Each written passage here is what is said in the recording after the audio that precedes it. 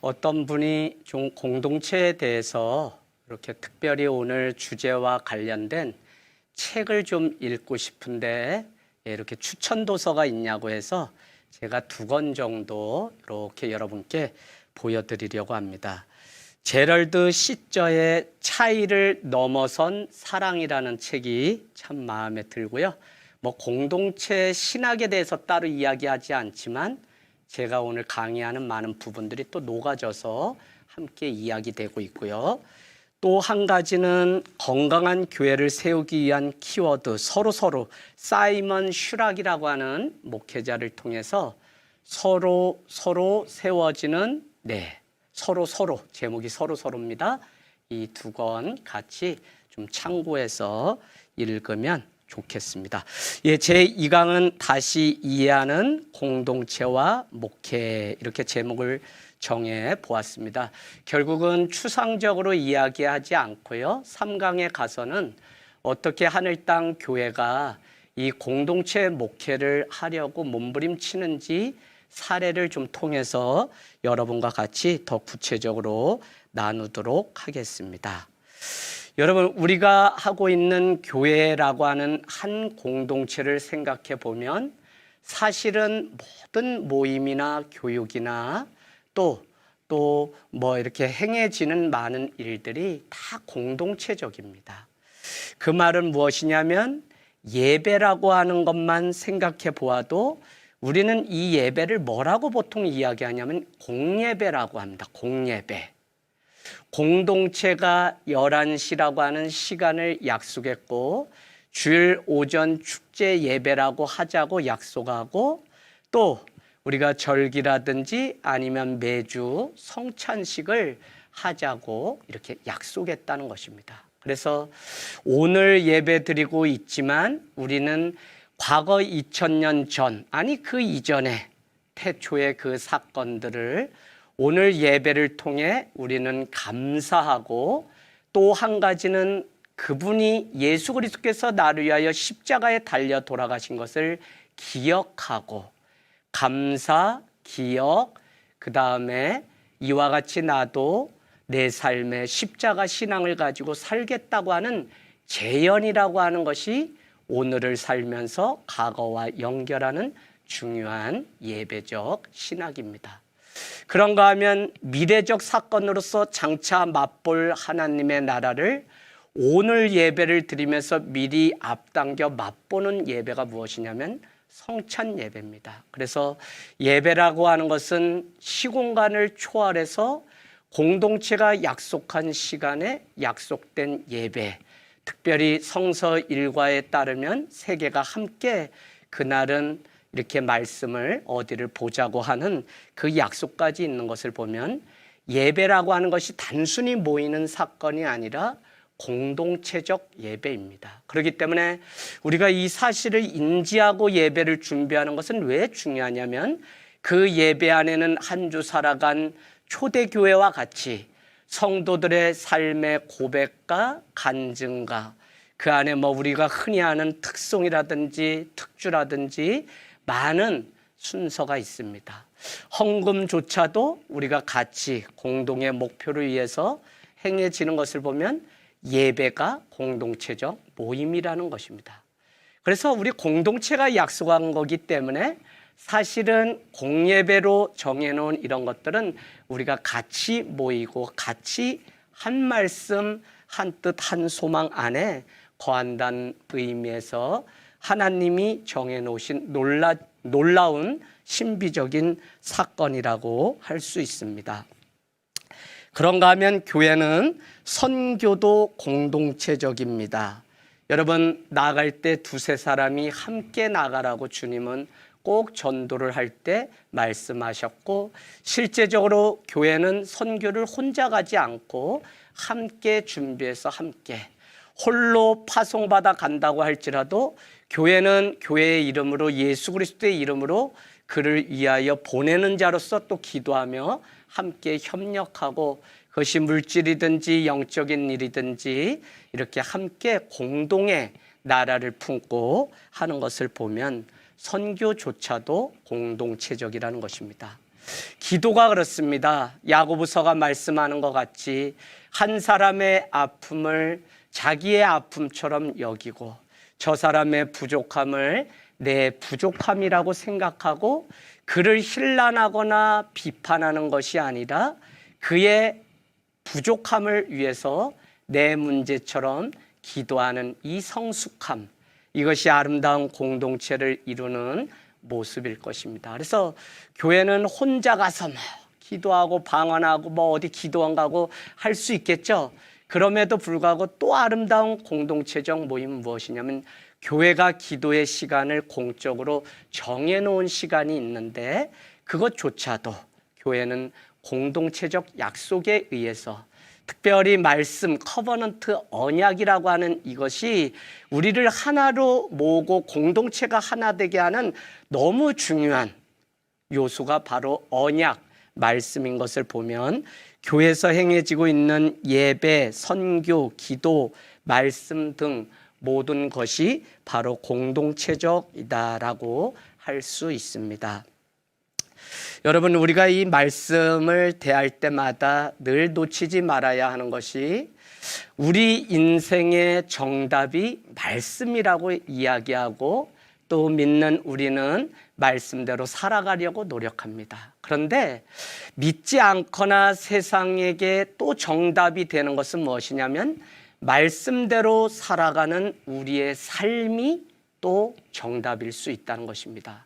그래서 초대교회로 다시 돌아가면 주일에 드리는 카타콤에서의 그 예배밖에 없었는데 그들은 그 예배에서 드렸던 한 말씀이 결국은 전도로 뭔가 다른 삶을 살아내는 힘이 되어서 많은 자들을 주께로 인도하는 놀라운 일들이 있었다는 것입니다. 그래서 늘 모여서 떡을 떼고 사도의 가르침이 그 안에 흥황했던 것, 특별히 로마서 등 말씀을 보면 마지막 날이 가까워도 우리가 놓치지 말아야 되는 게 모이기를 더욱 힘쓰고 서로 인커리지, 격려하기를 아끼지 않는 공동체를 주님은 우리에게 요구하고 있습니다. 그런가 하면 고린도전서 13장의 그 많은 예언을 이야기하면서도 사랑이 중요하다고 말하는 이유는 교회의 이 공동체를 유익하게 하는 덕이 되는지를 생각하고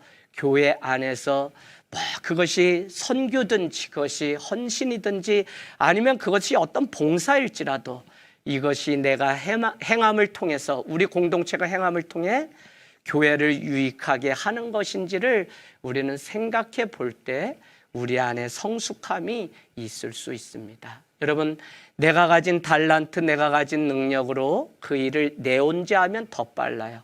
교회 저희도 85평인데 제 혼자 청소하는 게 어떨 땐 더 빠르죠. 그러나 제가 개척하고 제 안에 믿음이 계속 바뀐 것은 무엇이냐면 혼자 해서 되는 공동체는 너무 쉽게 무너집니다. 그런데 부족해도 서로 기다려주고 함께 이뤄가는 이 공동체. 그래서 선교단체에 계신 분들이 막 교회를 답답해해야 하는 것은 무엇이냐면 아니 왜 하자 그러면 좀 하지 이렇게 따르지 않냐 말을 듣지 않냐라는 이야기를 할 때가 종종 있는 것 같습니다. 교회 공동체는 그렇습니다.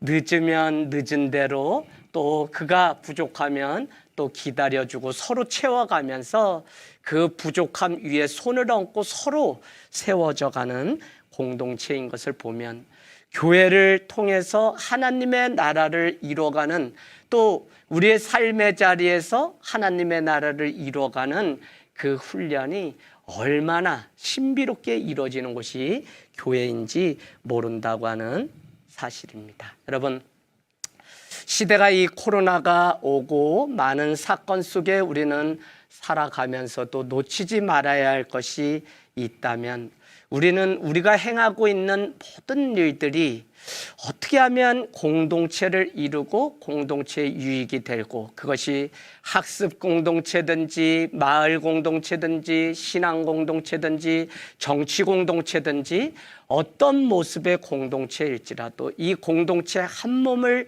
이루는 데 있어서 바로 에베소서 빌립보서가 말씀하는 것 같이 한 마음 한 뜻 한 소망을 품는 이 공동체의 신비, 그러려면 우리가 생각과 사고와 모든 것들이 공동체적 시각과 이 사고를 가지고 살아가는 이 훈련들이 우리 안에 너무나 중요하다는 것입니다. 공동체적 성경 읽기.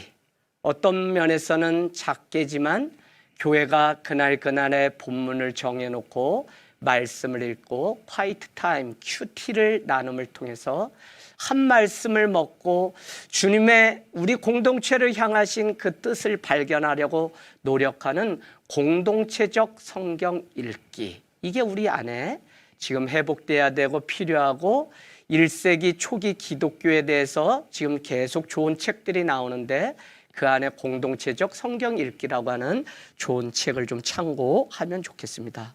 그런가 하면 공동체적 기도하기. 하늘 땅 교회의 경우에는 사순절과 대림절, 대강절에 꼭 40일 전균 릴레이 금식 기도회를 합니다. 그것을 마치고 나면 부활절과 성탄절을 맞이하게 되는 것이죠. 그러면 그 요령은 어떻게 되냐면 아침에 한 사람이 정심에 할 사람에게 격려의 문자를 보내고 당신이 오늘 정심에 금식 기도입니다. 정심 또 저녁으로 안내하고 저녁인 사람은 그 다음 아침에 하실 분한테 이렇게 해서 40일간 어린아이 지체일까지도 공동체적 기도하기가 우리 공동체를 세우는데 아주 중요한 요소로 작동했습니다. 그런가 하면 공동체적 사역하기.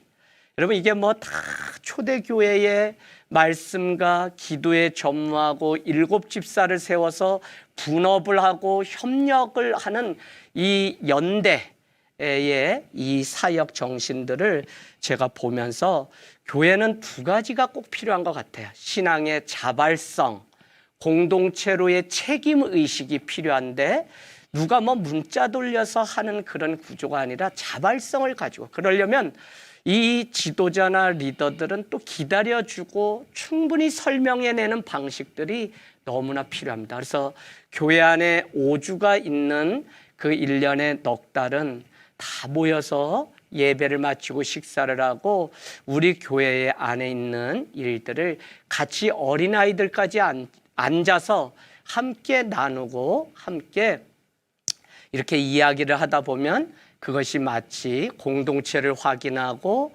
또 우리가 함께 공동의 목표를 그래서 교회가 이렇게 해서 이제 귀촌 공동체 우리 하늘 땅 교회가 지금 있는 곳이 하나의 도시 공동체라면 흙을 만지고 고향에 대한 그런 연민과 그곳에서 아이들을 키우고 뛰어놀고 싶어하는 사람들을 위해 귀촌 공동체를 함께 세우자라고 하는 것에 우리가 귀결이 되었습니다. 그러면서 공동체로의 책임의식 때문에 우리는 또 헌금도 하게 되고 그것 때문에 또 우리는 1인 1사역 운동을 전개합니다. 그래서 아이들 중에 뭐 막 처음에 오면 몰라요. 이런 것들이 훈련이 안 되니까. 그런데 어린아이도 거울을 닦고 화장실에 휴지통을 비우고 또 남이 누구라도 오면 사용할 수 있도록 휴지가 떨어지면 걸어놓고 또 어떤 사람은 뭐 어디를 쓸고 닦고 하는 일들을 다 1인 1사역을 합니다.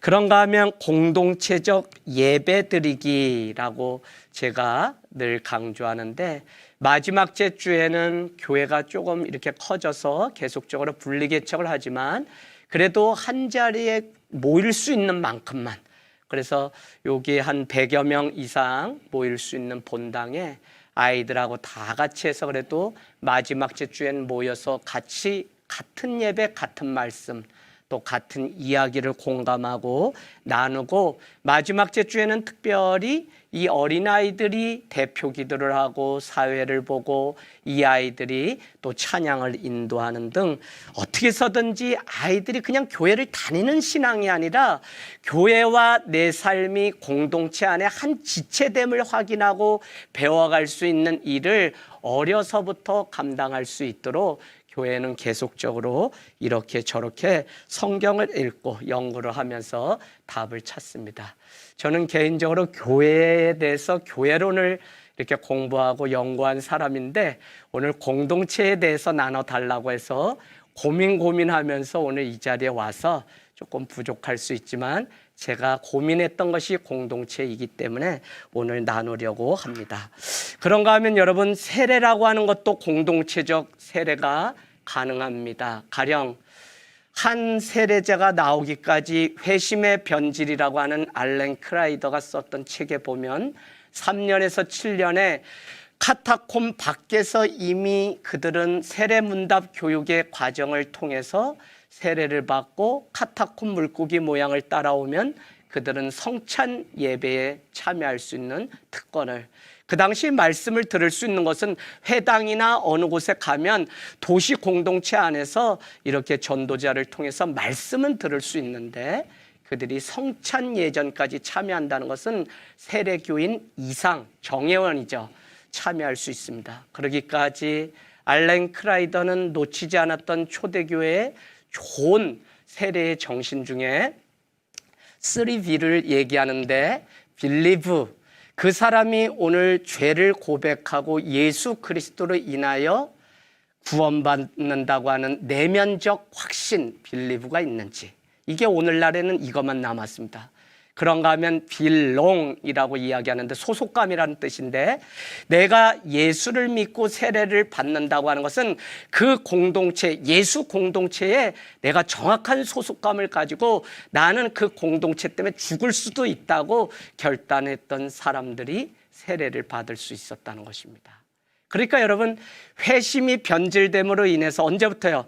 기독교가 313년에 콘스탄 대제를 통해 공인되면서 점차적으로 그 콘스탄스부터 세례 교육이 계속 약화되고 줄면서 하나의 형식적이고 오늘날은 절기에 그냥 한 번 세례 교육 받고 마치 세례를 받는 식으로 약화되는데, 초대 교회는 회심이 작동하는 선에서 그들이 세례를 받게 되는데 그 중에 belong, 내가 죽어도 이 소속감을 버리지 않겠다고 하는 분명한 생각이 고백될 때 가능했다는 거예요. 세 번째는 behavior라고 이야기하는데 영향력이라는 단어입니다. 행동이라는 단어이기도 하고, 이 영향력은 그들이 이미 예수를 믿는 그 공동체 세례를 받기 이전에 뭔가 다른 삶의 영향력이 그들에게 있었다는 것입니다. 여러분, 영향력이라는 것은 관계에서 나오는 것이고, 하나님과의 친밀한 관계 속에 있을 때 우리는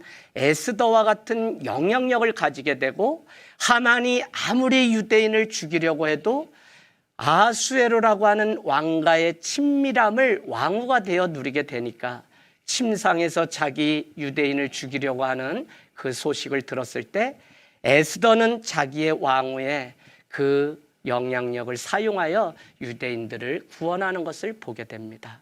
영향력은 관계에서 나오고, 관계는 친밀할 때 이 영향력이 생기게 됩니다.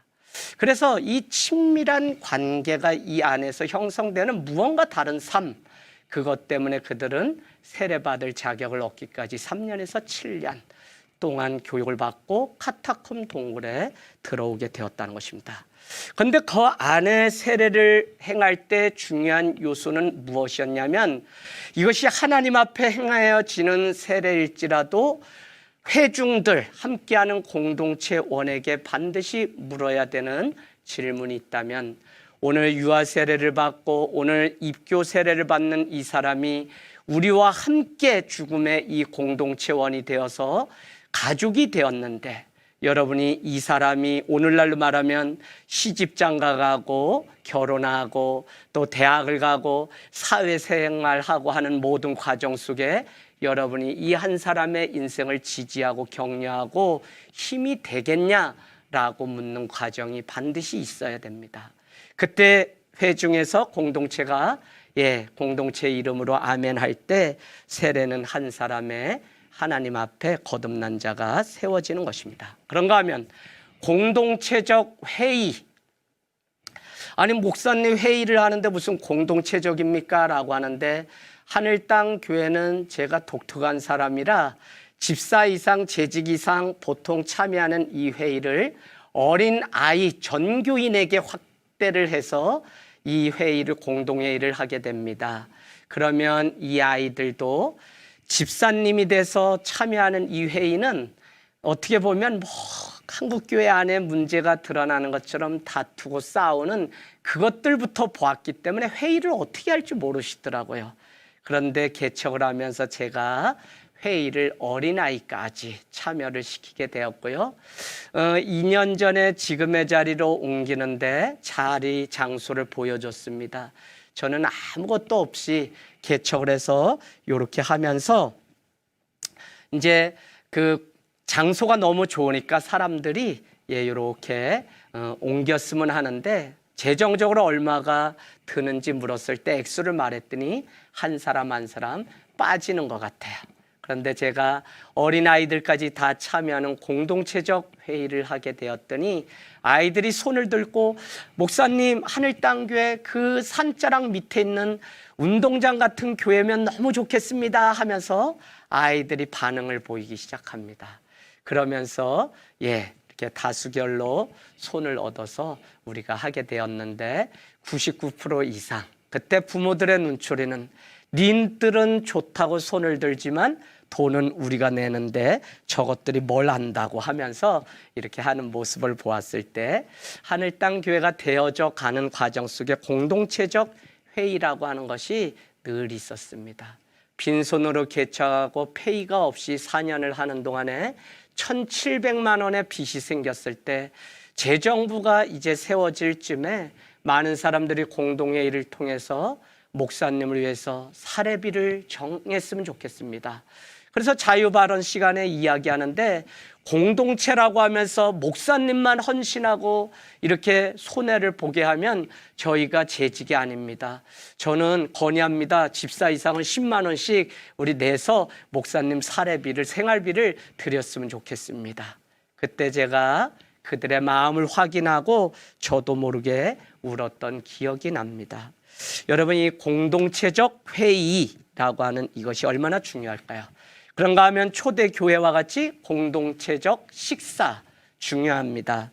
여러분, 하늘땅 교회는 어린 아이들에게 성경적 개념을 가르쳐 주기 위해서 달란트 시장이라고 안 하고 달란트 나눔 잔치라고 합니다.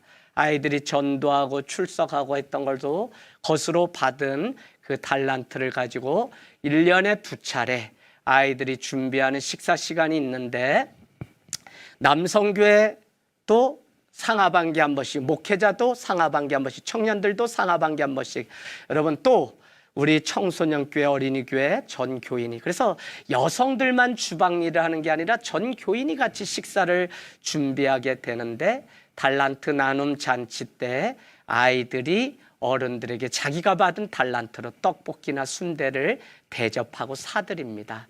그러니까 어른들은 어떻게 돼요?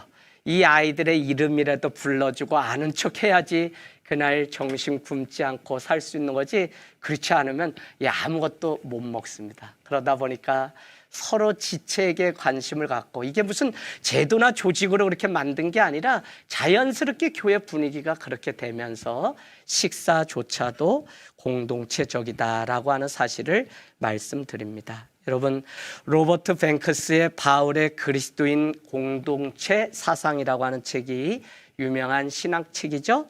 거기 안에 보면 사도 바울은 시나고고와 에클레시아 두 가지를 이야기하는데, 오늘 우리가 모이는 이 교회를 우리는 에클레시아라고 이야기하는데, 에클레시아가 가지고 있는 이 의미가 얼마나 귀한지 모릅니다. 시나고고는 우리가 잘 아는 것처럼 회당입니다. 그곳에는 유대인들이 들어가게 되죠, 보통.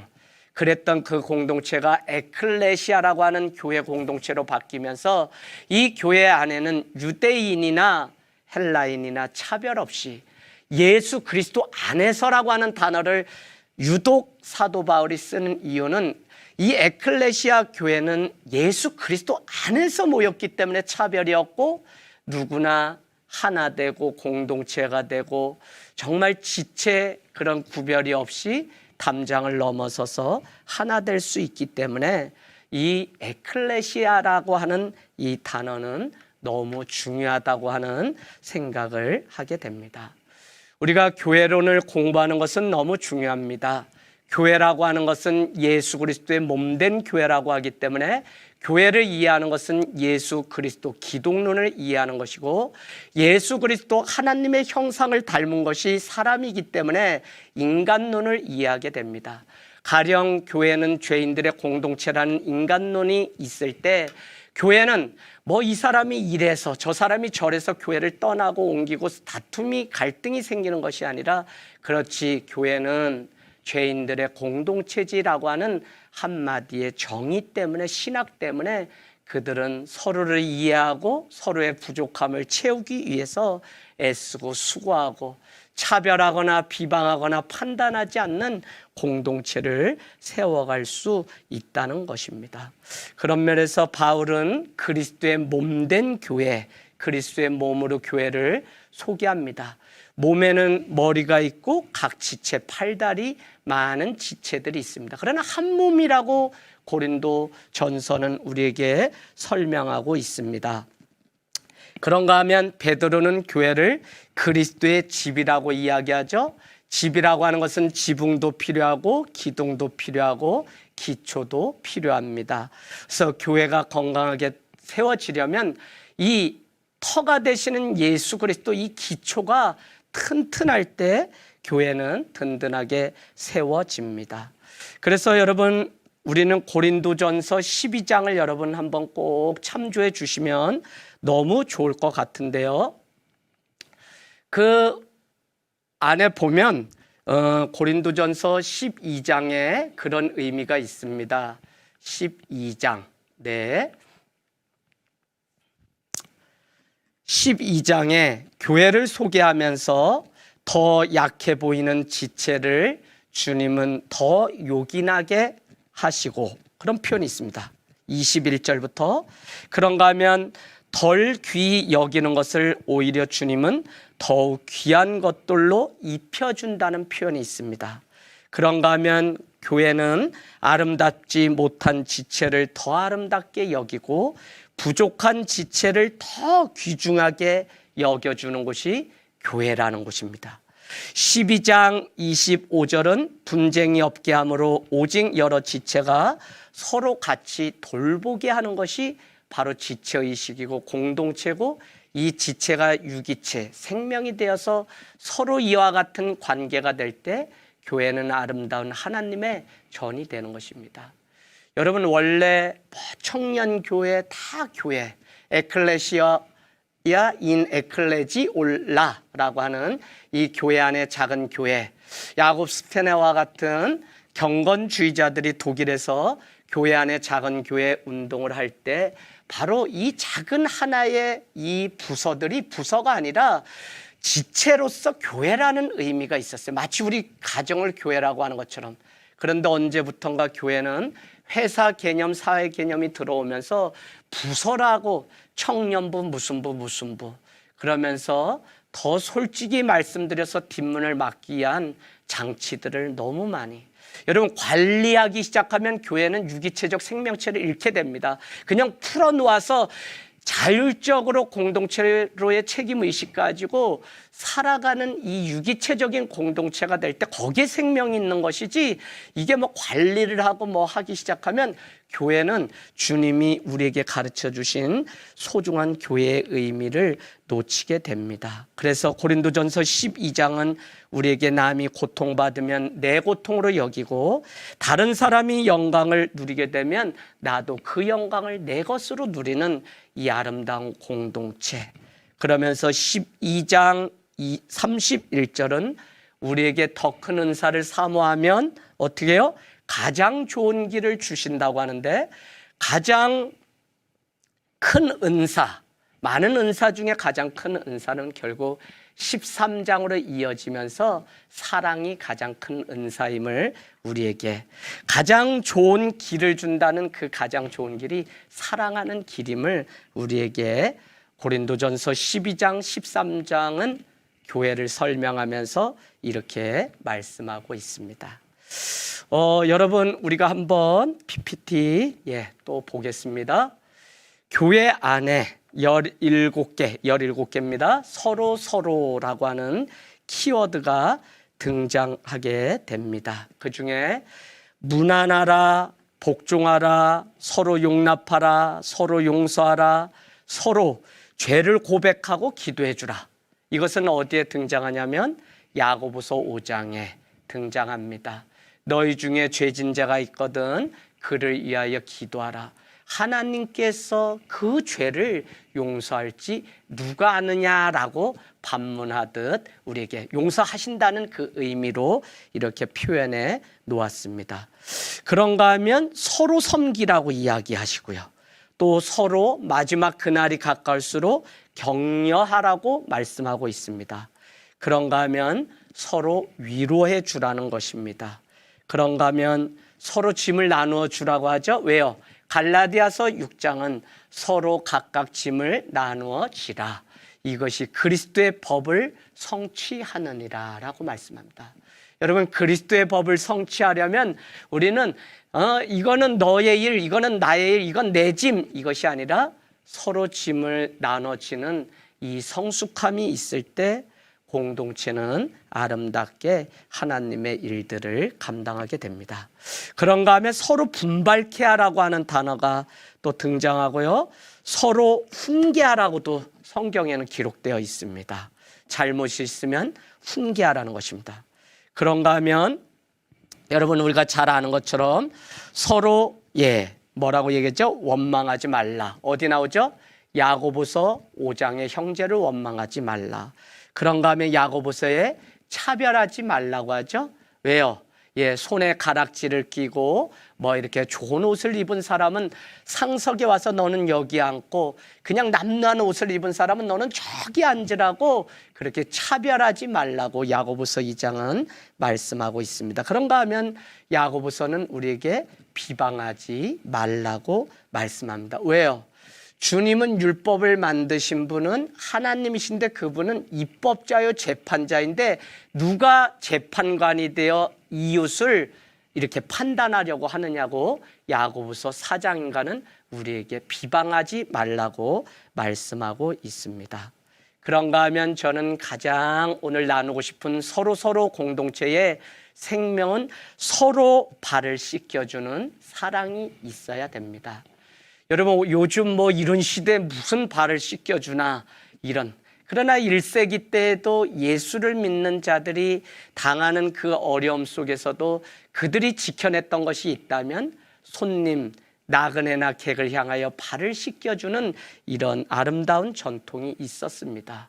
그것은 물론 그 당시 문화라고 이야기하지만 이 믿음의 공동체가 그것을 굳이 지키려고 했던 것은 더럽고 추악하고 감추고 싶은 그것이 발인데 그 자기의 부끄러움을 그냥 이 공동체는 드러낼 수도 있어야 되고 그 부끄러움을 또 감춰줄 수도 있는 이 공동체의 아름다움을 우리에게 가르쳐 줍니다.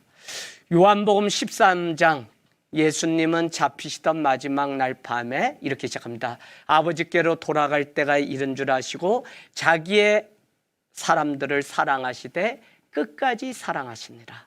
그러면서 행했던 것이 발을 씻겨주는 장면이고 너희도 이와 같이 행하라라고 하는데 사랑의 기준이 우리에게 있기 때문에 우리가 사랑할 수 없는 것을 아시고 주님은 우리에게 요한복음 13장에 이렇게 말씀합니다. 내가 너에게 행한 것 같이 너희는 서로 사랑하라는 기준. 주님이 하신 것 같이가 기준입니다. 우리가 하는 게 아니라. 그래서 그와 같이 공동체를 지키고 아름답게 하기 위해서 우리는 서로 사랑하고 그렇게 되면 어떻게 돼요? 세상이나 비로소 많은 사람들은 그때야 우리가 예수 그리스도의 제자인 줄 알리라고 말씀합니다.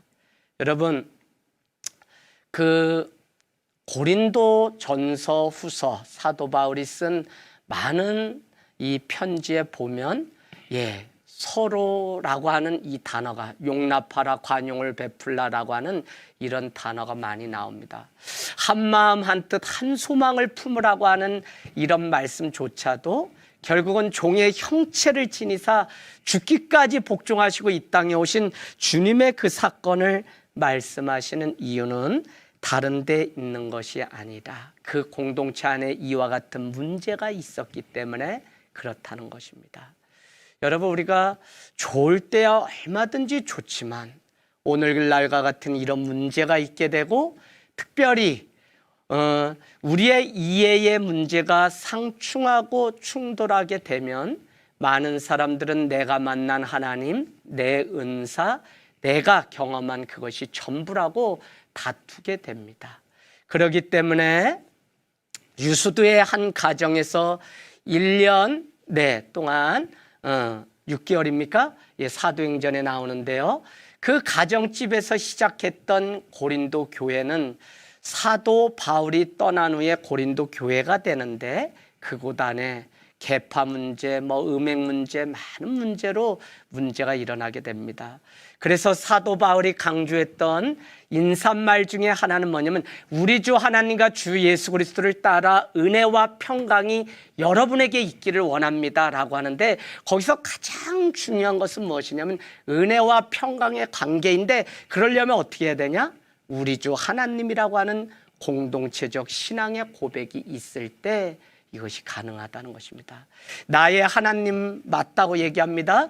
또 내가 만난 것이 전부라고 얘기합니다. 그러나 이 사도 바울은 그 많은 분쟁 속에 공동체가 지체됨을 회복하려면 가장 중요한 것은 다른 것이 아니라 바로 우리 주 하나님에 대한 신앙 고백이 분명할 때, 그래서 우리라고 하는 단어, 서로라고 하는 단어를 유독 많이 사용했던 자가 바로 사도 바울의 중요한 신학적 주제라는 것입니다. 여러분, 우리는 초대교회가 예수신앙, 예수정신으로 모여서 120명의 사람들이 흩어지지 않고 마가의 다락방에 모여서 함께 기도에 힘씁니다. 그랬더니 세상 무사람들이 그들이 하는 그 방언을 듣고 저들이 술 취한 것이 아니냐고 힐난하게 됩니다. 그러나 그 은혜는 그들 안에 사랑의 공동체가 되죠. 기도 공동체가 성령 공동체가 되고 사랑 공동체가 돼서 그 안에 물건을 나누고 사도의 가르침 받고 서로 통용해서 영원한 것이 세상에 있지 않다는 사실을 아니까 자기의 삶의 자리를 들고 하나님께로 나오는 아름다운 헌신과 그 약속이 그들 안에 있었던 것을 보게 됩니다.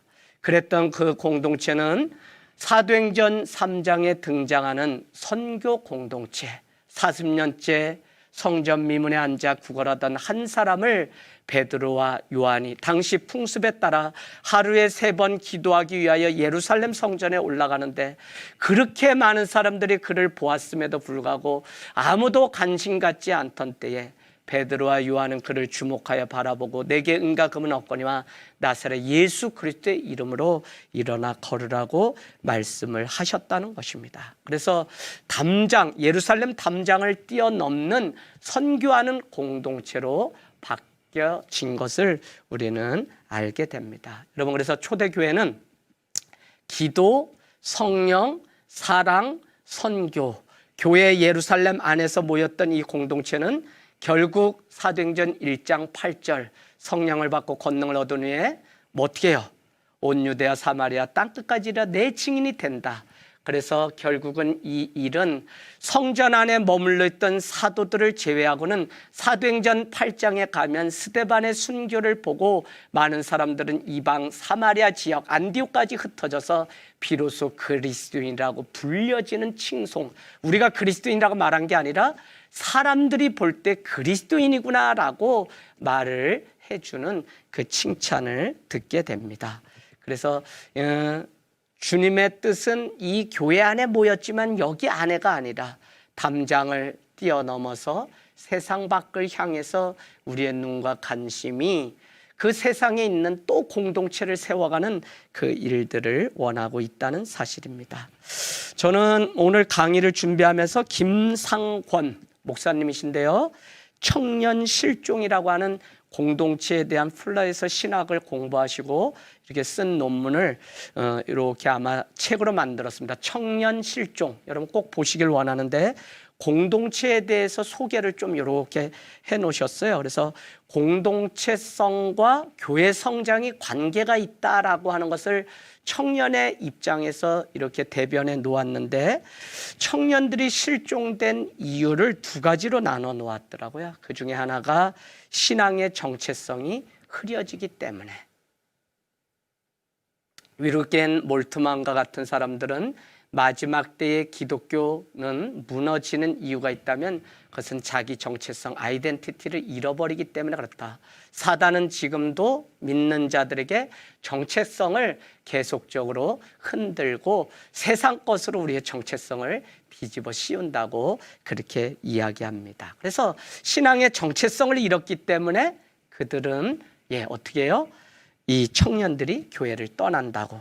조성돈 교수님, 정재영 교수님 이미 이런 것들 많이 데이터로 내어놓았습니다. 그런가 하면 오늘 우리가 하고 있는 이 주제와 일맥상통하는데, 공동체성이 상실되어서 청년들은 교회를 떠난다 그래요. 공동체성을 잃어버렸기 때문에 청년들이 교회를 떠난다.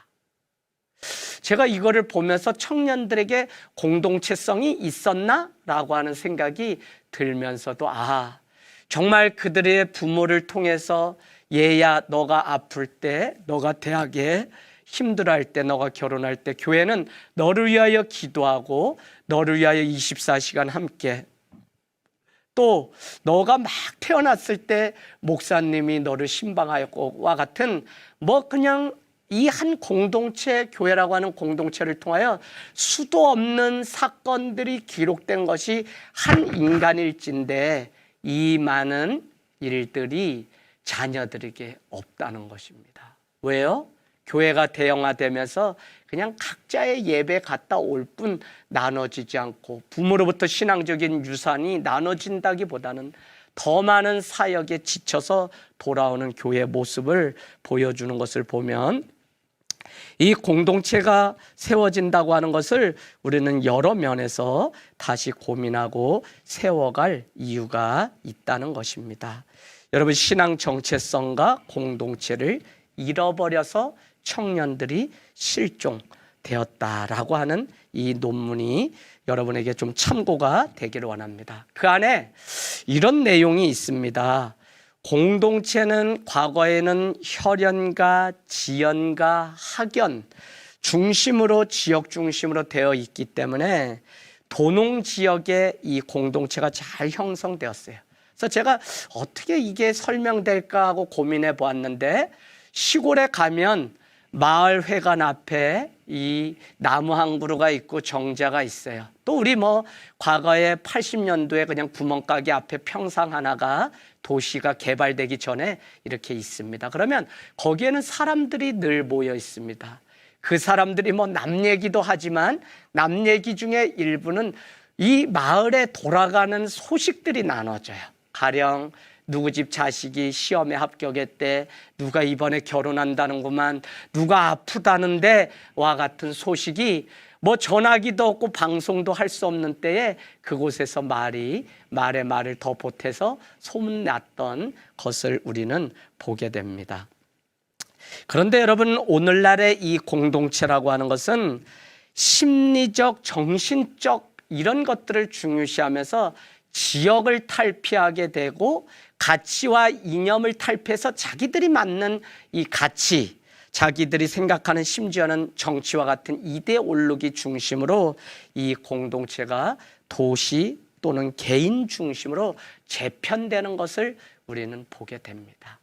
이런 상황 속에서 우리가 정말 찾아가려고 하는 예수 공동체, 그게 무엇인지를 우리는 다시 성경으로 돌아가서 연구하고 다시 그 공동체를 재현해내기 위해서 우리는 물론 물리적인, 시간적인, 공간적인 많은 제약이 있음에도 불구하고 우리는 다시 그와 같은 일들을 준비하고 노력해야 될 때가 바로 오늘날이라는 생각을 더 해보게 됩니다. 여러분, 인간 본성이 여전히 관계지향적이기 때문에 공동체는 그 본질 자체가 변하지 않습니다. 무슨 얘기냐면 모이고 관계 맺기를 원하는 이 사람들 안에 니드. 저도 요즘 이 코로나 때문에 사람을 못 만나고 하니까 때로는 몇몇 사람 뜻이 맞으면 좀 산에도 가고 어디도 가고 하고 싶은 마음이 우리 안에 있어요. 왜요? 혼자 뭐 책 보고 연구하고 뭐 하는 것도 한계가 있어요. 그러니까 사람이 그리워요.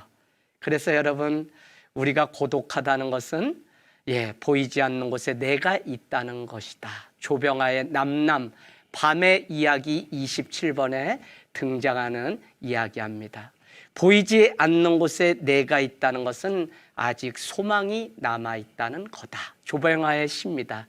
제가 시를 잠깐 전공했는데 이 시기절 안에 이 관계, 이 고독하다는 것, 그러나 사람이 그립고 공동체가 그리운 오늘날의 우리의 모습을 보면 우리가 그 본질은 여전히 그대로 있되 형태만 바뀌어서 오늘날 어떤 이 공동체의 양상들이 새로워. 그래서 마을로 들어가기도 하고 또 때로는 뭐 학습 공동체와 같은 일들이 생겨서 어떤 것을 배우기 위해서 모이는 이 마을 공동체도 있는 것을 보면 혈연과 지연, 어떤 이런 개념들을 탈피해서 지금 공동체는 새로 써가야 되고 새로 세워져 가되 우리는 서로라고 하는 이 공동체성, 이 지체의식, 이 사랑으로 서로 발을 씻김으로 인해서 내가 제자인 줄 알리라고 말씀하셨던 이 신약의 말씀이 그대로 우리 안에 유효하게 재현되고 이루어가는 아름다운 일들이 있기를 원합니다. 여러분, 공동체에 대한 이 일은 정말 중요합니다. 사람들이 많이 외로워요. 많이 고통스러워요. 많이 힘들어해요. 그렇기 때문에 이 문제를 어디에, 그래서 우리 사회가 자살률이라든지 뭐 많아지는 이런 일들을 여러분이 공동체적 시각에서 바라보면 그 문제를 공감하고 어떻게 해결해야 될지. 그래서 오늘날 목회자에게 요구되는 가장 큰 것은 누군가의 가슴에 귀를 기울이고 그의 이야기를 들어줄 수 있는, 이 사람이 저는 가장 훌륭한 교회고 공동체. 그래서 교회 안에 뭐 많은 프로그램, 막 배움, 막 이런 거 중요하지만 자기 속 얘기를 좀 풀어놓을 수 있는 어떤 SNS라든지 이런 창구들이 계속적으로 우리 안에 만들어질 필요들이 더욱 있습니다. 저희도 어려웠나 봐요. 그러니까 뭐 이렇게 1년 이상 못 오시던 젊은이 가정들도 오히려 이제는 목사님 더는 못 기다리겠어요 해서 3부 예배를 이렇게 거리 간격 유지하면서 각 방에서 이렇게 뭐 TV를 더 연결하고 해서 드리고 있는 실정인데 제가 의외입니다. 오히려 이 젊은 분들이 자기의 자녀의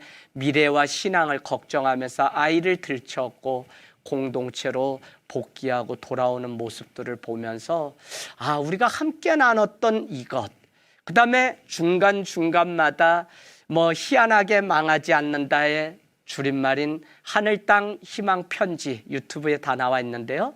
우리 목회자 몇 명이 모여서 이야기를 나누고 안성에 계신, 용인에 계신 집사님, 명동에 근무하시는 집사님에게 또 생중계 라이브로 연결해서 그곳 상황도 듣고 또 지난해 우리 공동체 내 어떤 일이 있었는지 공동체 이야기 가장 좋았던 거 기억나는 거 한 가지씩 꺼내서 이야기하면서 사람들은 우리가 함께 머무르고 자기가 손을 얹었던 그 공동체가 있다는 이 사실을 기억할 수 있도록 계속적으로 지금 꺼내는 일들을 지금까지 해오고 있습니다. 여러분, 공동체가 목회 안에서 너무 중요합니다. 그래서 이 사회를 따뜻하게 하는 이 공동체, 함께 서로 또 차이를 넘어선 사랑을 실천하는 하늘 땅 교회 이야기를 이제 더 3강에서 펼치도록 하겠습니다.